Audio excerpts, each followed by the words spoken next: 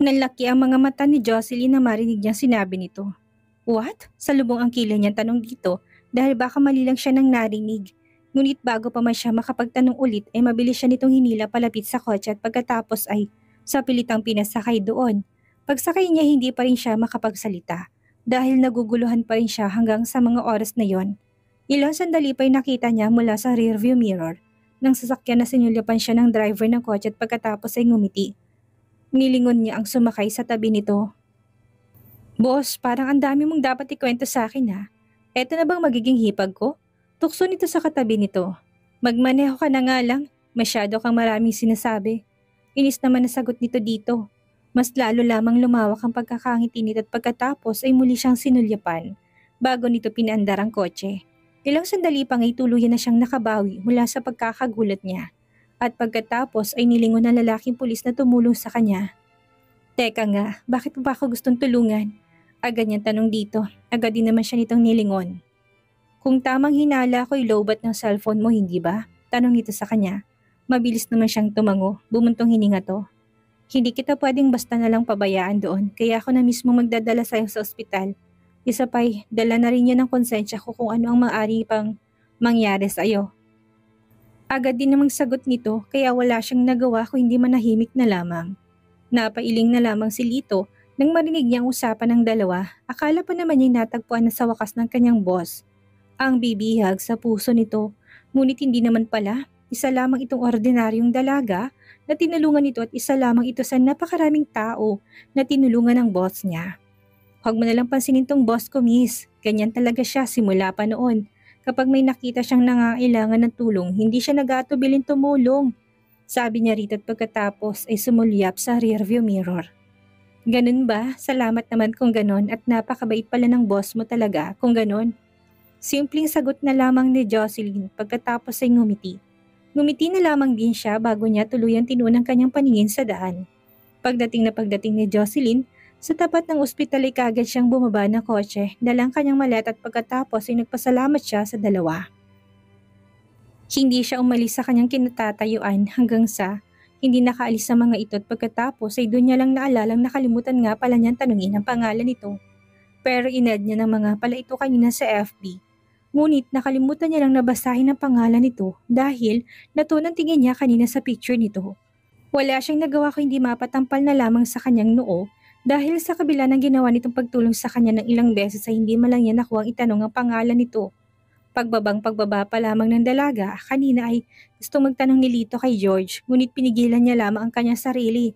Ngunit pagkatapos ng ilang minutong pagpipigil ay tuluyan na siyang nagtanong dito. Boss, mukhang mabait naman ang dalagang yun ah. Bakit hindi mo man lang siya niligawan? Tanong niya rito. Eh di ikaw kung gusto mo. Bakit ako pa?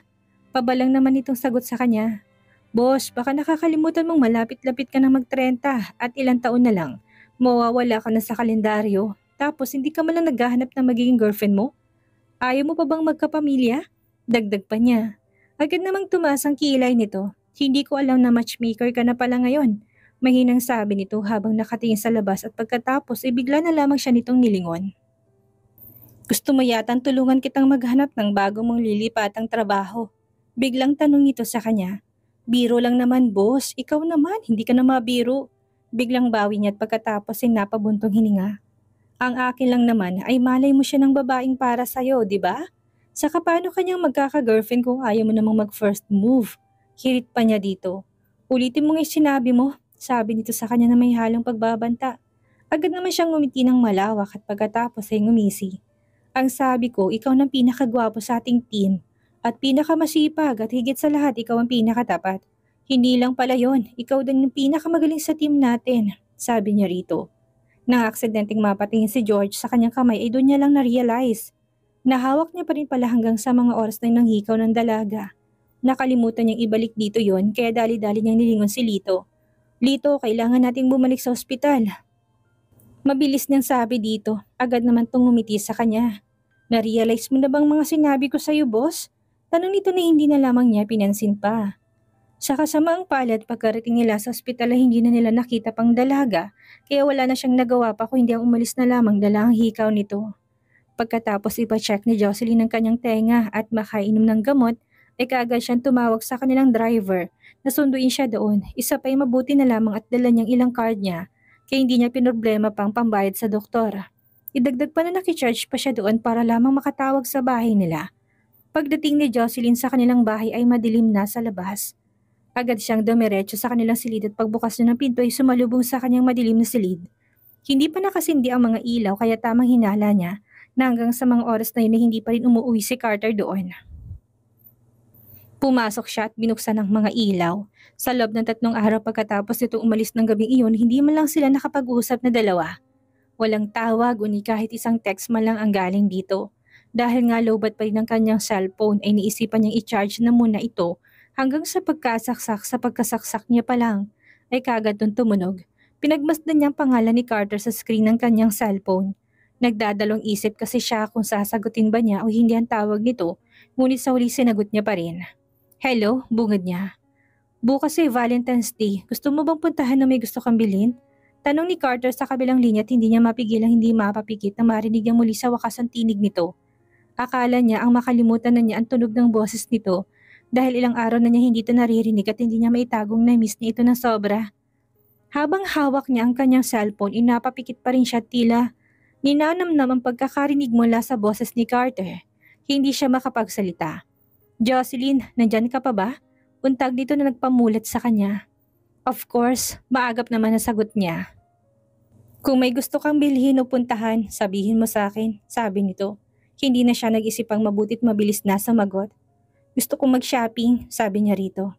Okay, sige. Mabilis din naman itong sagot at pagkatapos ipinatay ng tawag.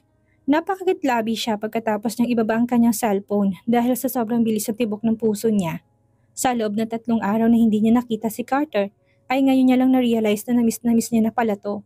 3 araw pa lang ang lumipas, paano na lang kung tuluyan na silang maghiwalay? Paano na siya? Kinabukasan, maagang nagising si Jocelyn at agad-agad siyang naligot pagkatapos ay nag-ayos. Naglagay lamang siya ng light makeup sa kanyang mukha at pagkatapos ay pumili siya ng puting bestida na sobrang bagay na bagay sa kanya. Habang nakatitig siya sa salamin ay bigla na lamang pumasok sa isip niyang pagtawag sa kanya ni Carter. At gusto niyang isipin na magda-date sila sa araw na yon. Gusto niya tuloy isipin na may pag-asa pa para sa pagsasama nilang dalawa. Pero ipinilig niya pa rin ng kanyang ulo pagkatapos. Malabo yon. Alam niyang mahal na mahal ni Carter si Roxanne. At ginagawa nito lahat para rito. Kahit paano gusto niyang maging masayang mga ito.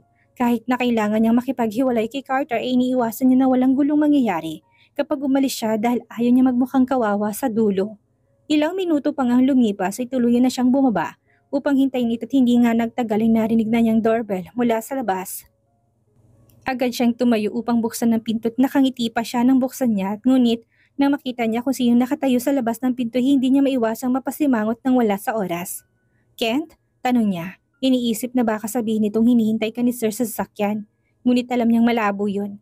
Napakuyo ang mga kamay ni Jocelyn, mangiliw nang umiti si Kent sa kanya. Sinabi sa akin ni Sir na gusto niyo raw pong mag-shopping ma'am at iniling niyo sa akin na samahan ko raw po kayo. Sabi nito. Hindi niya inaasahang si Kent ang uutusan nitong sumama sa kanya. Isa pa'y bakit nga ba kasi niya naisip na bakit ito mag-aaksay ng oras sa kanya sa napaka-special na pagkakataon. Ngumiti siya ng mapait at pagkatapos ay tinalikuran ito upang kuhanin ng kanyang bag. Napaka-ilusyonada niya talaga at umaasa siyang si Carter ang kasama niya sa araw na yon. Ilang sandali pa'y bumalik siya sa harap ni Kent pagkatapos niyang makuha ang kanyang bag. So itong inuutos niya sa'yong gawin sa araw na to? Tanong niya rito. Tumango ito at pagkatapos ay sumagot, Opo ma'am. Mabilis itong sagot sa kanya. Sasamahan ba talaga o ihatid mo lang ako? Paglilinaw niya dito, hindi po ma'am. Sasamahan ko po kayo sa gusto niyong puntahan ngayong araw. Mabilis na pagkaklaro nito sa kanya. Okay sige, let's go. Sabi niya at pagkatapos nilampasan niya ito tuluyan nang lumabas ng bahay. Nauna siyang pumunta sa sasakyan at pagkatapos ay pinagbukas siya nito ng pinto. Pagkapasok niya sa loob ng sasakyan ay mabilis siyang nagsalita. Sa mall tayo, gusto kong mag-shopping. Sabi niya rito hindi lang basta sa simpleng mall lang yung gustong pumunta dahil sa mall kung saan niya nakita si Roxanne noon niya gustong pumunta. Pagkarating ni Jocelyn sa mall ay mabilis siyang pumasok sa mga store at bumili ng mga damit at ng mga sapatos kahit na hindi niya naman kailangan. 3 oras na siyang palakad-lakad sa loob ng mall at nasa ika-4 na palapag na siya ng mga oras na yon. Hindi talaga siya pumayag na hindi niya malibot ang buong mall. Kapag napagod siya sa paglalakad, umuupo po siya sandali at magpapahinga hanggang sa muli siyang tumayo dahil kailangan pa niyang pumunta sa ikalimang palapag ng mall. Naglakad na siyang muli patungo sa escalator paakyat sa ikalimang palapag. Pagdating nila sa ikalimang palapag, hindi mapigilan ni Kent na hindi mapapitig sa kanyang unahan na tila walang kapagod-pagod sa pamimili. Sa totoo lang ay medyo nahihirapan na siyang bitbitin ang mga pinamili nito at sumasakit na rin ang kanyang mga paa dahil sa kakalakad. Bigla tuloy niyang naalala na hindi naman ito ganoon noon. Hindi ito namimili na katulad ngayon dahil napakatipid nito. Isa pa hindi ito bumibili ng mga bagay na sobrang mahal. Pero ngayon ay wala itong pakialam kung magkano ang presyo ng mga pinapamili nito at hindi niya maiwasang hindi mapasabi sa kanyang sarili na tila hindi ito normal ngayon. Napatigil siya sa kanyang paglalakad na bigla na lamang din itong tumigil sa paglalakad at tumarap sa kanya. Kailangan pa nating mamili sa ikalimang palapag, sabi nito sa kanya. Napatango na lamang siya at hindi sumagot dito. Sa totoo lang ay pagod na talaga siya at gustong gusto na niyang ipahinga ang kanyang mga paa, ngunit syempre, hindi niya yung pwedeng gawin pa dahil hindi pa nga ito tapos mamili. Tsak na mapapagalitan siya ng kanyang boss kapag hindi niya ito nagawang maayos na pag pinapagawa nito. Ano, ayaw mo ba? Kung hindi mo na kaya, pwede mo na akong iwan dito at bumalik ka na sa opisina niya. Mabilis na sabi nito sa kanya at dala ng gulat sa sinabi nito ay mabilis din siyang sumagot dito.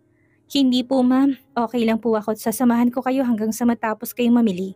Sagot niya rito. Hindi na sinagot pa ni Jocelyn si Kent at pagkatapos ay tumalikod na muli upang pumasok sa jewelry shop. Nang makapasok siya kagad siyang natigilan nang makita sina Carter at Roxanne. Hindi niya inaasahang makikita niya mga ito doon. Oh hi Jocelyn, nandito ka pala. May bibilhin ka ba dito? Ako kasi bibilhan daw ako ni Carter ng regalo. Masayang sabi nito at pagkatapos ay lumapit to kay Carter. Anong regalo? Curious sa tanong niya bigla't biglang napasulyap kay Carter. Ngumiti si Roxanne na pagkatamis-tamis at pagkatapos ay sumagot. Gusto niya akong bigyan ng singsing, sabi nito. Nang marinig ni Jocelyn ang sinabi nito tila ba may kutsilyong bigla na lamang tumarak sa kanyang dibdib. Pakiramdam niya tila ba hinati ang kanyang puso doon mismo sa kinatatayuan niya. Bigla siyang napahawak sa kanyang tiyan. Para na namang hinahalukay at nasusuka siya. Napatakip siya sa kanyang bibig at pagkatapos ay mabilis na lumabas mula doon at nagtatakbo patungo sa banyo. Mabuti na lamang at katabi lang mismo ng jewelry shop na yun ang pampublikong CR ng mall sa palapag na yon. Pagdating niya sa banyo sumuka siya ng sumuka. Ilang oras na rin naman siyang namimili at sa totoo lang ay pagod na rin siya. Ngayong nagsuka pa siya ay nasisiguro niya na tuluyan na siyang mawawala ng lakas. Mabilis siyang napahilamos nang wala sa oras at ilang sandali pa ay bigla na lamang may nag-abot ng tissue sa kanya. Agad niya itong kinuha at pagkatapos ay nagpasalamat nang hindi malang nililingon kung sinong nag-abot ng tissue. Pagkatapos niyang magpunas ng mukha ay nilingon niyang nasa kanyang tabi at pagkatapos sa tigila siya bigla nang makita si Roxanne. Roxanne, banggit niya sa pangalan nito. Mabilis siya nitong sinagot. Nag-alala sa si Carter, sabi niya parang namumutla ka raw kaya pinasundan kanya sa akin dito sa banyo. Sabi nito sa kanya. Biglang napangisi si Jocelyn sa narinig niya. Talaga, sa totoo lang gusto niyang matawa dahil sa sinabi nito. Kung talagang nag-aalala ito sa kanya, hindi sana nito piniling dalhin si Roxanne sa mall upang bilhan ng singsing bago pa man sila maghiwalay. Pwede naman kapag naghiwalay na lang sila pero bakit ngayon bumibili na to? Hindi naman siya tanga para hindi malaman kung anong ibig sabihin ng pagbibigay ng singsing ng isang lalaki sa isang babae. Simbolo yun ng pagmamahal at commitment. Mas tamang sabihin ng singsing ay may kalakip na pangako. Salamat sa tissue. Sabi niya at pagkatapos ay tuluyan na ngang pinunasan muli ang kanyang bibig at pagkatapos ay bahagyang inayos niyang kanyang buhok. Pagkatapos ay nilingon to. Hindi mo na ako dapat pinuntahan dahil lang sa inutusan ka ni Carter. Ayos lang ako, ano ka ba? Sabi niya rito. Pagkatapos niyang sabihin yun ay dire-diretso na siyang lumabas ng banyo nang hindi to nililingon hanggang sa bigla na lamang yung narinig ang tinig ni Roxanne mula sa kanya. Jocelyn, naabutan kitang nagsusuka. Buntis ka ba? Tanong nito sa kanya, biglang bumilis ang tibok ng puso niya nang marinig niyang sinabi nito at hindi niya rin maiwasang mataranta. Ngunit sa kabila nun ay mabilis siyang humarap dito at pagkatapos ay unti-unting ngumiti. Bakit? Nag-aalala ka ba kung sakaling buntis nga ako? Inaalala mo ba na magbabagong isip ni Carter kapag nalaman niya na may sanggol na sa sinapupunan ko? Nangungutya niyang tanong dito. At ganyan namang nakita ang mabilis na pagbabago na ekspresyon nito. Huwag kang gumawa na ikakasira namin, Jocelyn. Isa pa'y alam kong mahal na mahal niya ako. Sabi nito sa kanya. Oos talaga? Gising tanong niya dito na may halong sarkasmong tinig. Jocelyn, huwag kang feeling. Hindi magtatagal, magiging akin na siya ng tuluyan. Sabi nito sa kanya. Mas lalo lang lumawak ang pagkakagising niya ng mga oras na yon dahil sa sinabi nito. Sa tingin mo, hihiwalayan pa kaya ako ni Carter kung sakaling buntis nga ako? Matuloy kayang pinag-aayabang mong pagpapakasal niya sa'yo kung sakali man? Sabi niya at pagkatapos ay matamis na ang ngumiti. Gaya ng inaasahan ni Jocelyn ay mas lalo lang nagalit si Roxanne dahil sa mga sinabi niya at nakita niya rin na mariin na pagkuyom ng mga kamay nito. Ibang klase ka rin talaga, no? Napakalakas ng loob mo. Halos mag-apoy sa galit ng mga matang sabi nito sa kanya. Gumiti siya rito. O talaga? Kung ako sa'yo, mas babantayan ko si Carter. Tandaan mo, Roxanne, hindi pa kami tuluyan naghihiwalay baka mamay akitin ko siya at baka bigla ka na lang niyang talikuran. Pangiinis pa niya lalo dito at pagkatapos ay tuluyan na itong tinalikuran at tuluyang lumabas ng banyo. Pagkalabas ni Jocelyn sa banyo, biglang umayos ng tayo si Carter at pagkatapos niya lapitan siya. You look pale, Jocelyn. May sakit ka ba? Tanong nito sa kanya. Wala. Mabilis siyang sagot nito pagkatapos nilampasan na itong ngunit nagulat siya nang bigla na lamang hinawakan ni Carter ang kanyang kamay upang pigilan siya sa paglalakad. Tignan mo nga yung sarili mo, napakaputla mo. Huwag ka na magmatigas pa't kailangan mo magpatingin sa doktor. Sabi nito sa kanya. Hinila niyang kamay niya mula dito pagkatapos ay nagsalita.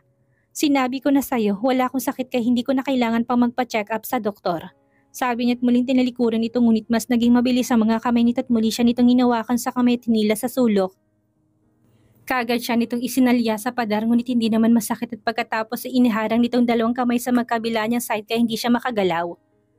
Ano bang ginagawa mo, Carter, ha? Galit na sabi niya dito. Tinitigan siya nito habang naniningkit ang mga mata. Sabihin mo nga sa akin, Jocelyn. Anong ginawa mo nitong mga nakalipas na araw, ha? Tanong nito, sa halip na sagutin ito yumuko siya tumitig sa sahig. Wala siyang balak na sagutin to. Ano ba, Jocelyn? Tinatanong kita. Sabi nito at pilit na tinasa mukha niya upang tumingin siya sa mga mata nito. Hinawakan siya nito sa baba at pagkatapos sinapakunot ang noong nakatitig sa kanya. Sumagot ka ng maayos dahil nagtatanong naman ako ng maayos. Sabi nito.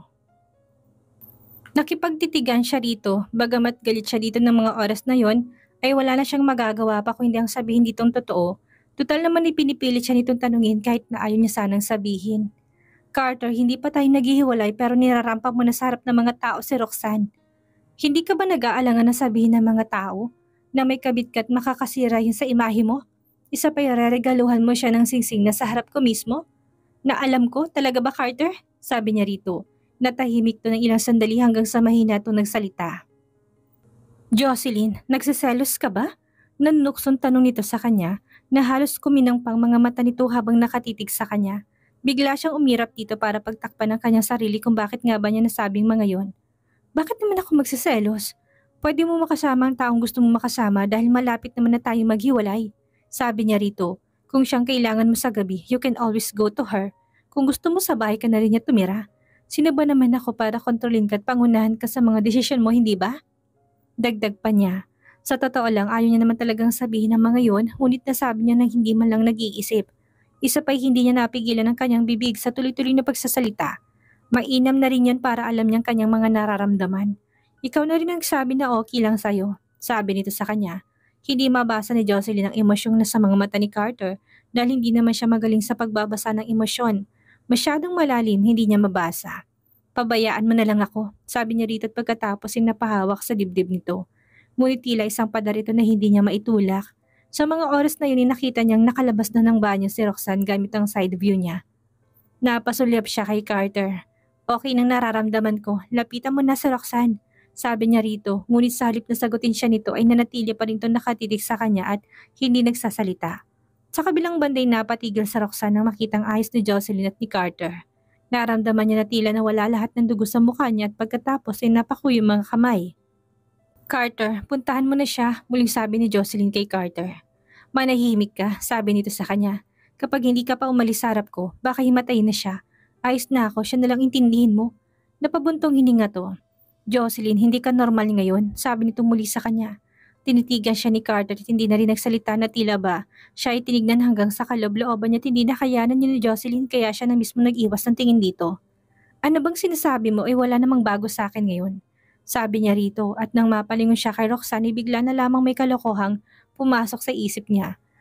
Mabilis niyang ibinalik ang tingin kay Carter at pagkatapos ay inunat niya ito upang ikawit sa leeg nito. Carter, tell me, ano kayong mararamdaman ni Roxanne kapag hinalikan kita ngayon? Tanong niya rito sa malambing na tinig. Hindi ito nakasagot kaagad sa kanya. Tatayo kaya siya sa wheelchair niya at gagaling ng pilay niya pagkatapos ay tatakbo sa pagitan natin para paglayuin tayo sa isa't isa? Dagdag pa niya dito, biglang nagbago ekspresyon ni Carter at salubong ang kilay na tumitik sa mga mata niya. Jocelyn, pwede bang tigilan mo pagsasabi ng mga walang kwentang bagay? May bahid na ng init na sabi nito sa kanya, ngumiti si Jocelyn dito. Yung nakakaakit ng ngiti. Sino nagsasalita ng mga walang kwentang bagay? Gusto ko lang siyang subukan, Carter. Kung gaano ka nga ba niya kamahal, bulong niya dito.